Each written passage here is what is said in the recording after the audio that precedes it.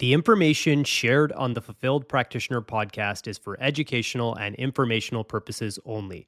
While we explore topics in natural health, practitioner fulfillment and mindset, business growth, and practice strategies, nothing discussed on this podcast should be interpreted as medical advice or a substitute for a professional diagnosis, treatment of any kind, or individualized guidance. Always consult with a qualified healthcare professional before making any changes to your health, diet, or lifestyle, and consult with a qualified business professional before making any changes to your clinical practice or business. The views and opinions expressed by the host and any guests are their own and do not reflect the views of any affiliated organizations. The Fulfilled Practitioner podcast is not responsible for any actions taken based on the content presented. By listening to this podcast, you acknowledge that you are fully responsible for your own decisions, actions, and outcomes.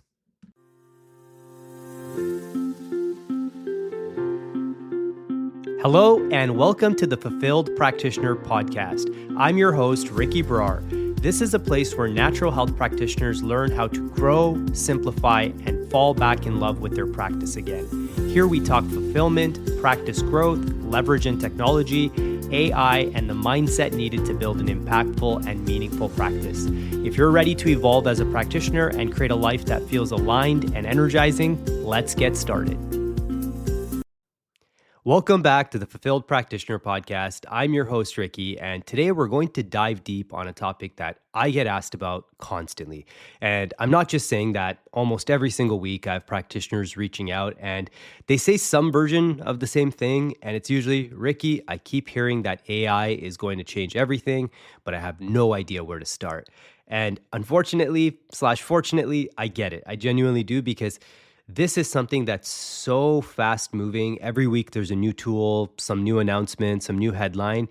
It's incredibly easy to feel paralyzed and you just can't take action because you don't even know where to start. And ultimately, you feel like you've missed the train before it even left the station. But here's what I want you to hear before we dive in today.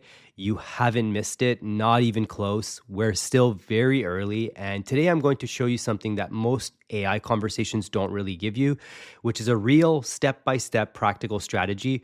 We're going from complete beginner all the way up to more advanced implementation. No hype, no fluff, just what actually will help you get things done. And we're also going to talk about some of the risk, because absolutely we can't ignore that. I know a lot of podcasts do and a lot of educational places do, but there are real dangers. And I think it's irresponsible if we don't talk about AI without addressing them honestly. We also are going to touch on where all of this is heading. I've been openly recommending this book, and I'm not affiliated in any way. The book is called The Last Economy by Imad Mostaq, and he's a former hedge fund manager and the founder of Stability AI. And he wrote this amazing book that gives you frameworks for understanding what the future could look like and what's happening right now to base all of that off of. So we'll get into it. We'll start with why this actually matters. So I want to give you a little bit of context because I think it'll help you understand the magnitude of what's really happening. So in that book that I just mentioned, The Last Economy, the author describes something he calls the intelligence inversion. The idea is this, that for all of human history, intelligence was scarce. It was locked inside human skulls. So if you wanted some smart work done, you needed to find a smart person. You paid them for their time. You traded dollars for their brain. And now, as crazy as this sounds, for the first time in history, most intelligence is becoming abundant. It can be copied, it can be scaled, it can run around the clock without taking a lunch break or burning out. And you could just keep prompting it, keep asking it things. So you might be thinking that, okay, wait a second, if intelligence is something that is now very accessible, it almost sounds like a threat to our existence as practitioners, because that's something every practitioner has, is unique knowledge. And unfortunately, I don't want to be the bearer of bad news. Many industries and many roles, this will absolutely be a threat. But for us health practitioners specifically, this is kind of where things might get exciting, depending on if you look at it glass half full or glass half empty. So what I truly believe at this given moment in time, and I don't see it happening anytime soon, is that AI can't replace genuine human connection. It can't replace the experience of you sitting across from somebody who might be suffering with something and listening deeply, guiding them, feeling empathetic, and really helping them build the foundation for a transformation. That's just irreplaceable. That is you, that is your gift. So AI can't solve for authenticity. Your authenticity is your superpower. But what AI can do very well is it can handle a lot of the things that have been draining your energy and stealing your time. So this could be the administrative burden. This could be content creation. This could be creating materials for programs and education that you want to give. This could be emails. This could be SOPs. This could be so many things that fill up a list. And if you go back to why you started this journey, when you first went to school or got your certification, this wasn't why you did it in the first place. So the question shouldn't really be, will AI replace me? The better question is, how do I use AI to become more fully myself as a practitioner? And how do I use it to multiply my impact, protect my energy, and serve even more people at a higher level? So that's what today's about.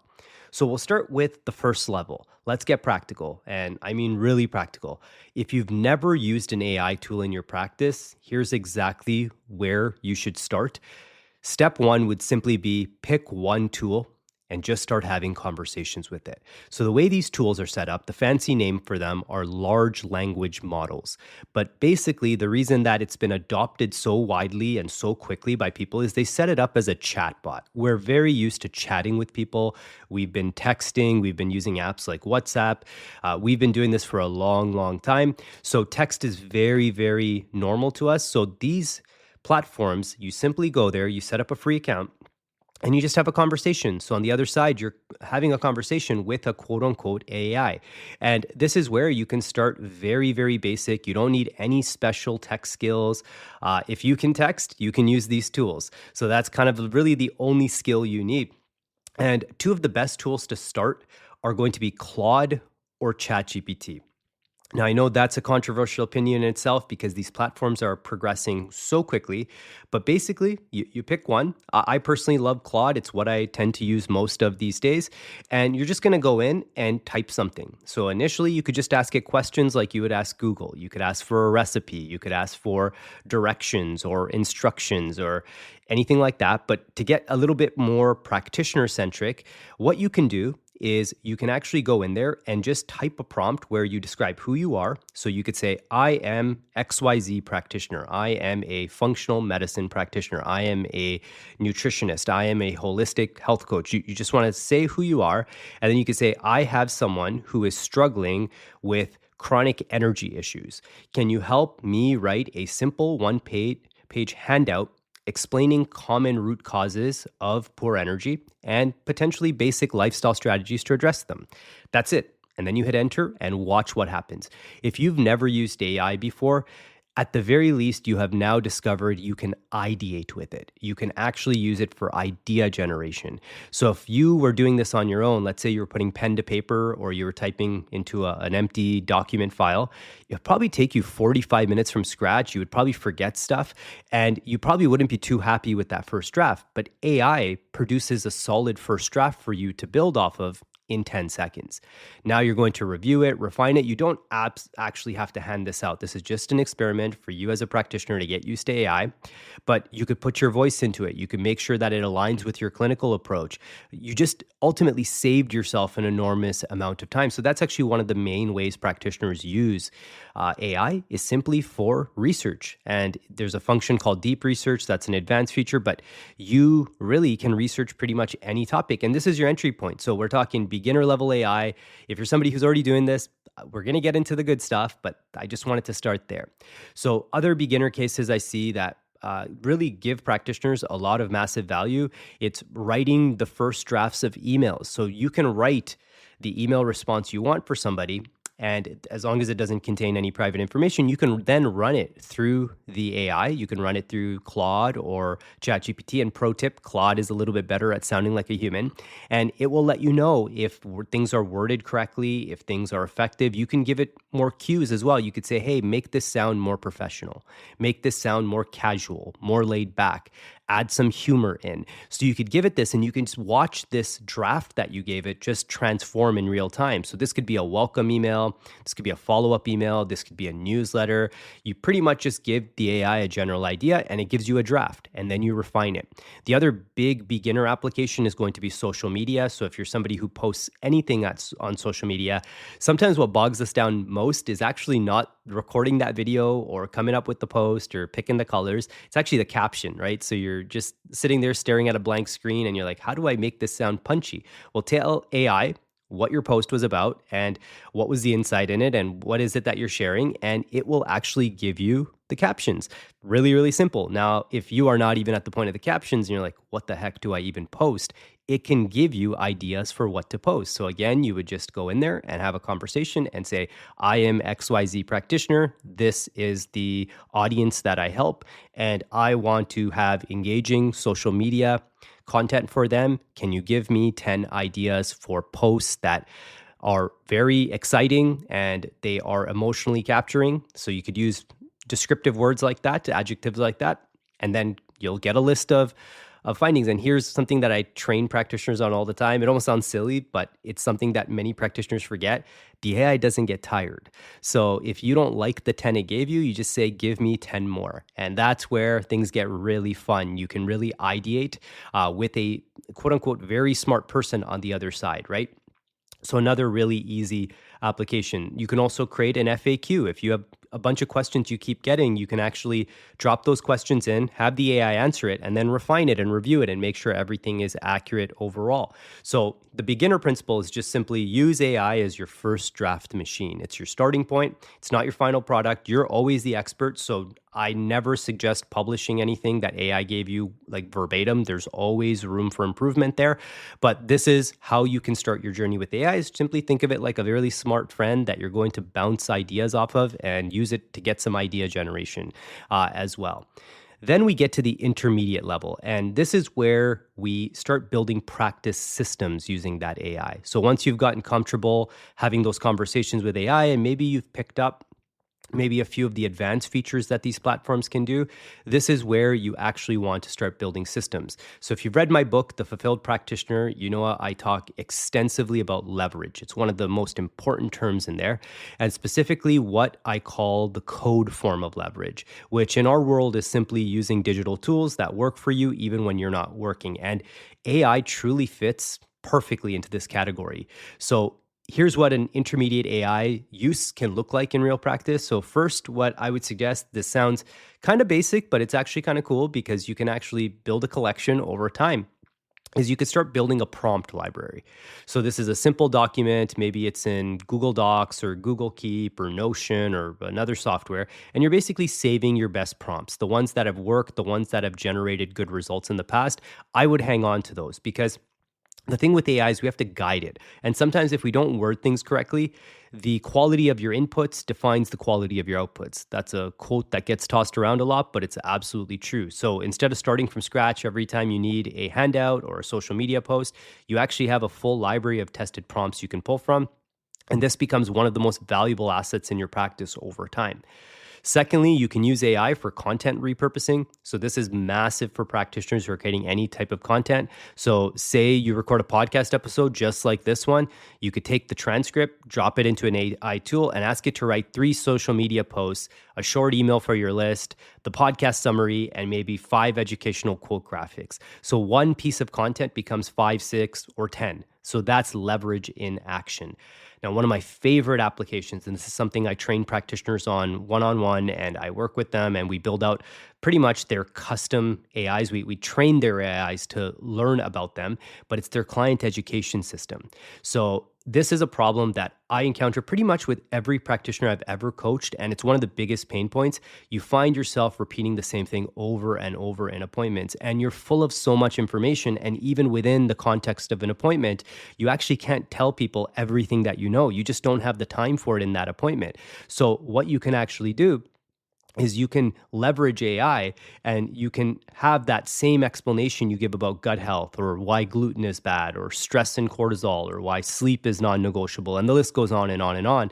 But the repetition burns you out and it wastes your precious time. So you can actually use AI to help consolidate all of that into scripts for short educational videos that you can provide, written guides, audio explanations that you can send to clients before sessions. This is where they're literally interacting with something you've created once, but it will impact many people. So you say it once, it lives forever. And this is the code leverage model that I talk about in my book. So you pretty much turn what you know into code. And then another thing I really love is using AI for research support. So notice I said support, not replacement. So if somebody comes into you and they have a complex issue going on and you really want to dig deeper into it, AI can actually help you synthesize research. There's an AI known as Perplexity, and that is actually a research assistant. It's something that was why it was developed. That's its main role, and actually has access to PubMed articles and things like that. So it's really, really powerful to use. So this is where you can identify potential mechanisms at play, and you could pretty much sharpen your clinical chops by doing that. Now, you could take that many steps further because you can also use that to research topics that are your content pillars so you can talk more intelligently about them online as well. So this is just a brief way. There's so many things you can do at the intermediate level. You could even build projects that are trained on all of the assets of your practice. So you can upload your bio to the project section. You can upload anything that you do. So if you have certain programs that you run in your practice, you can upload the details of that. And now you actually have an AI that's trained on your practice. And when you ask it questions relating to your practice, it's going to actually be well informed. It's not just going to make things up out of the blue. Then we have the third level, and that would be the advanced level.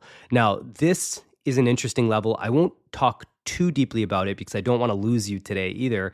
But things can get very, very thorough and automated to an extent as well. But this is an area that I'm keeping a very close eye on for what's improving in the space. So advanced AI is where practitioners really start to embrace this, to really start to separate themselves. And this level, it takes time to reach. So you don't want to rush it. You want to actually build that beginner, intermediate foundation first. But when you get to the advanced level, you can actually create an entire content engine using AI. So this isn't just drafting individual posts, but you can actually run a full calendar with themes and frameworks and messaging, and you could be showing up everywhere. So you pretty much get visibility as a leverage system.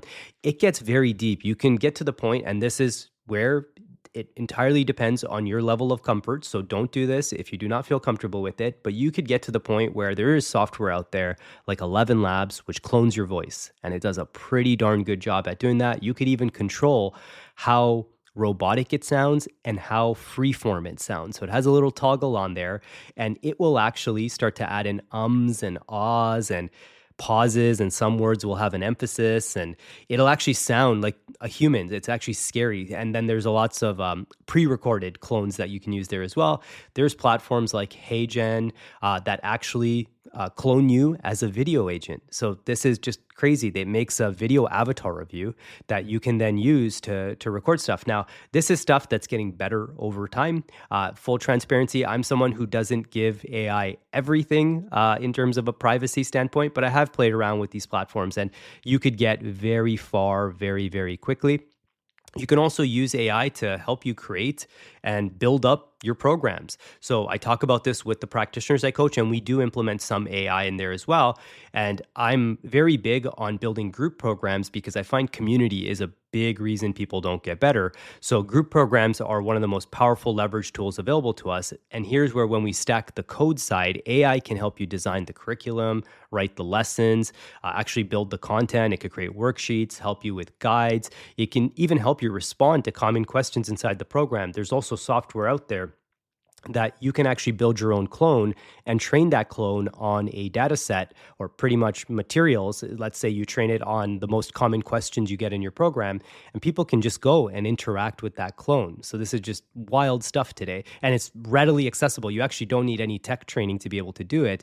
A lot of the platforms here are just, they guide you through it step by step. So this is an advanced level of AI. You can also get into automation. So There are platforms out there like um, Zapier is one of them. There's Make, there's N8N, and these things help you actually form automation. So you can actually use multiple different softwares at the same time and they interact with each other. So this is where, let's say somebody downloads a lead magnet, that will trigger an automatic personalized welcome email. It will then interact with another software to potentially send them something else. And then they might get an educational video from you. So you can actually build this pretty deep. You can also use AI to build out your personal brand.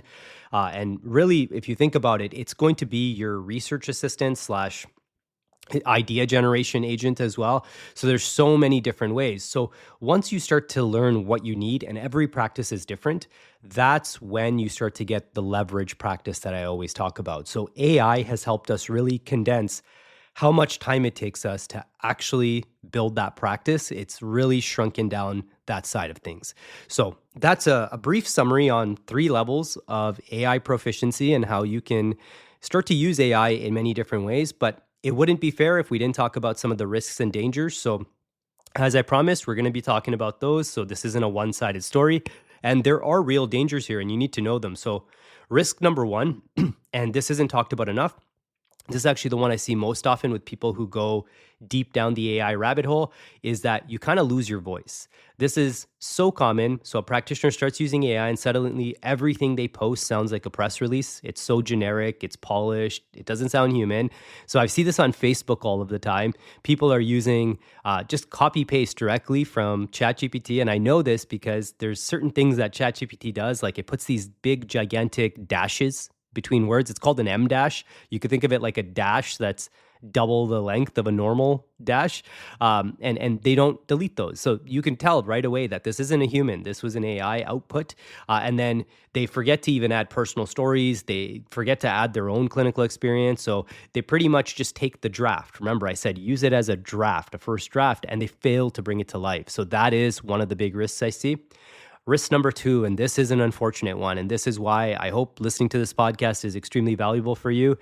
Do not trust AI blindly. So AI makes mistakes. It can present you incorrect information confidently. And in our field, this is very dangerous. So if you're using AI to help you think through maybe a clinical case, you must verify everything. So you must apply your own training and judgment. It's a tool to support your thinking. It's not there to replace it. So never ever publish or share anything that's clinical, heavily based in science without actually looking at the sources.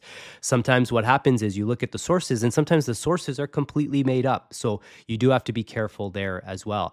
Another big risk is your patients and clients, they might lose trust if they find out that all you're doing is using an AI for every little thing that you do. You actually lose your authenticity. You lose that genuine connection. The people that are pro AI, they're actually already using AI to try to get help with their health issues. So I know many people who are posting about it online and they're sharing the feedback that they were given. So this is from people looking to put on some muscle. They've stopped working with their personal trainer and they've made ChatGPT their personal trainer. And then there's people that use it as a nutritionist. And then there's people who ask it for specific recommendations, right? So this is already happening. But in the people that value true connection, value expertise, value the ability to transform and co-create transformations with people who have done it with other people in the past, you might lose that authenticity side. So be transparent where it makes sense. The practitioner community, I strongly feel, is still navigating the ethics of all of this. And my advice is definitely always err on the side of authenticity. And one of the other big risks, risk number 4, would be that we kind of form a dependency on these things. So sometimes tools can change, the way they're coded can change, pricing can change. The technology is evolving so fast that a tool you rely on today might look completely different 6 days from now, 6 weeks, 6 months from now. So build your systems with this in mind. Don't let any single AI tool become so deeply embedded that if it disappeared tomorrow, everything falls apart. So you definitely want to be careful there. Now, I want to leave you with some bigger picture thinking as well, because I think it's important that we understand this moment that we're living in. So at the start of this podcast, I had mentioned this book that I've been openly recommending called The Last Economy. And in this book, Imad Mostaq, he talks about 3 possible futures that he believes we're kind of choosing between right now. And it's important that we choose between them now. So he calls them digital feudalism, the great fragmentation, and human symbiosis. So, one of the futures is digital feudalism. And that's where a small number of mega corporations control AI and the economic benefits flow only to those at the top. So, most people, most practitioners, most small businesses, they will become increasingly dependent on these controlled systems and be completely dependent, whether it be financially or in other ways, on this system. So this is kind of what we're trying to avoid, is where it's just a few people and they are the superpower of the world. The next possible future is the great fragmentation. So this is a world of fear and resistance. It's where individual societies, it's kind of the opposite of the feudalism, where it's not just a few people, but everybody starts acting individually. They wall themselves off, and they really just focus on living these fragmented lives. And this leads to instability and inequity and inequality. So this is a big potential problem that we must safeguard against. And then there's the last potential future that Mostak calls human symbiosis. And this is where humans and AI develop a genuine partnership. And it's where technology actually amplifies human creativity, which is what we should be having as a goal in the back of our head right now, our judgment and even our care, rather than replacing it. So practitioners like you can use AI to do the things that are repetitive, time consuming, so you could pour everything else you have into the parts of your work that only you can do. And here's the part that stopped me in my tracks when I read it. He argues that we have what he calls a finite 1,000-day window to choose amongst these futures. And this book came out, I want to say, about 8 months ago at the time of this podcast recording. So we're kind of into that chunk of 1,000 days already. So this is where if we have this 1,000-day window, the right decisions need to be made right now by institutions, by businesses, and by individuals like yourself. And these are what's going to set the trajectory forward. So as a health practitioner, you may not be setting actual policy in Washington or running a tech company, but you're making a choice every day. And every day you ignore AI is also a choice. So every day you learn to use it thoughtfully, strategically, you just start to pretty much make it a friend. You'll grow with it and you won't feel like that train has left the station like we mentioned earlier. So one of these choices, whether you want to ignore it or start using it, leads to greater impact, greater freedom, and more fulfilling practice. And that's what we're all about here.